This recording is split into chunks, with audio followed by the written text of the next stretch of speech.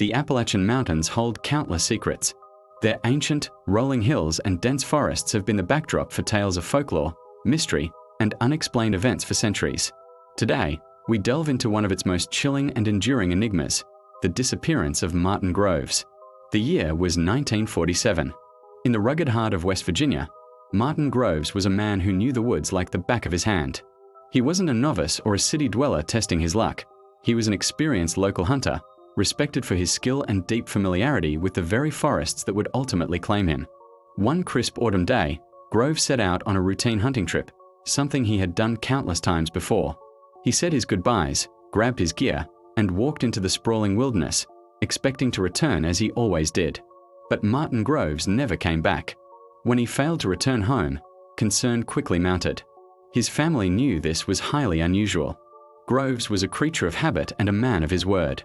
A search was organized immediately, with local volunteers, friends, and family combing the familiar hunting grounds he frequented. They searched for days, their calls echoing through the silent trees, their hope dwindling with each passing hour. The search parties scoured the terrain, looking for any sign, any clue that might explain his absence. They checked for tracks, broken branches, or any indication of a fall or an accident. But the forest floor seemed untouched, as if Groves had simply been erased from a landscape. The initial search turned up nothing, and as days turned into weeks, the official authorities joined the effort, bringing more manpower and resources to bear on the growing mystery. It was during one of these extensive searches that the first and only piece of physical evidence was found. Leaning carefully against the trunk of a large tree was Martin Groves's rifle. The discovery was baffling. It wasn't dropped as if in a panic, nor was it discarded haphazardly. It was propped up deliberately, almost as if he had set it down with the full intention of returning to it just moments later. This single, quiet detail only deepened the mystery. Why would an experienced hunter abandon his most essential tool, especially in such a methodical way? It suggested he wasn't in distress, or at least, not in a way that involved a sudden struggle or flight. Investigators and searchers were perplexed. They examined the area around the rifle with meticulous care. They were looking for any sign of a struggle, footprints, or evidence of an animal attack. They found nothing. There were no drag marks, no torn clothing, no bloodstains. The ground was undisturbed. The theory of a wild animal, like a bear, was quickly dismissed. An attack would have left a chaotic scene, and Groves, an armed and capable hunter, would have certainly fought back. The quiet neatness of the scene contradicted any notion of a violent encounter. What about an accident? Could he have fallen into a hidden crevice or suffered a sudden medical emergency?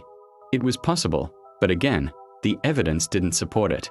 An injured person would likely leave some trace. And if he had succumbed to an illness, his remains should have been somewhere in the vicinity. But despite the most thorough searches ever conducted in that part of the state, not a single trace of Martin Groves was ever found. No bones, no scraps of clothing, no personal effects. Nothing. It was as if he had stepped out of his life and simply vanished into thin air.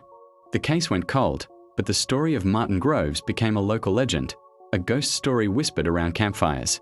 Over the decades, theories have swirled, trying to make sense of the impossible.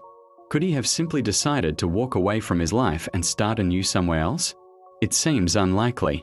He was a settled man with roots in his community, and abandoning his life, family, and possessions, including his prized rifle, just doesn't fit the profile. Plus, no one ever reported seeing him again, and no records of a Martin Groves starting a new life elsewhere ever surfaced. This leads us to the more unusual, and perhaps more unsettling, possibilities that the Appalachian region is famous for. The forests are steeped in folklore, with tales of strange lights in the sky, mysterious creatures, and gateways to other places. Some have speculated that Groves stumbled upon something he wasn't meant to see.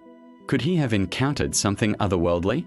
Or perhaps he fell victim to a person or people who knew the woods as well as he did, and who were able to remove him from the area without leaving a single clue. This theory is just as speculative, as there was no motive and no evidence of foul play.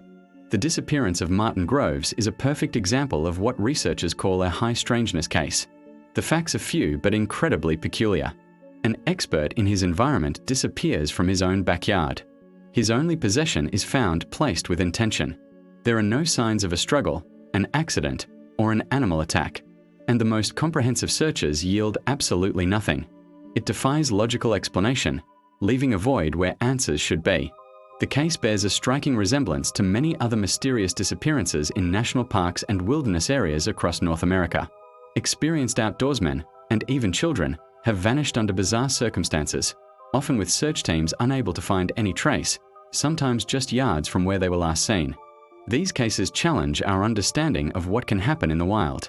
What truly happened to Martin Groves in the West Virginia woods back in 1947? Did he get lost in a way that defied all search efforts? Did he meet with a person or persons unknown who left no evidence? Or did he encounter something far stranger, something beyond our current comprehension? The trees hold the secret, and they are not talking. The mystery endures, a haunting echo in the Appalachian forests, a chilling reminder that sometimes people can just vanish. The story of the missing hunter serves as a somber testament to the wild, untamable nature of the mountains and the profound mysteries they continue to keep. What do you think happened? Let me know your theories in the comments below. The case of Martin Groves is a puzzle with too many missing pieces, and perhaps by discussing it, we can get a little closer to the truth, or at least keep his memory alive. Thanks for watching, and if you're intrigued by unsolved mysteries like this one, be sure to subscribe for more. Stay safe out there.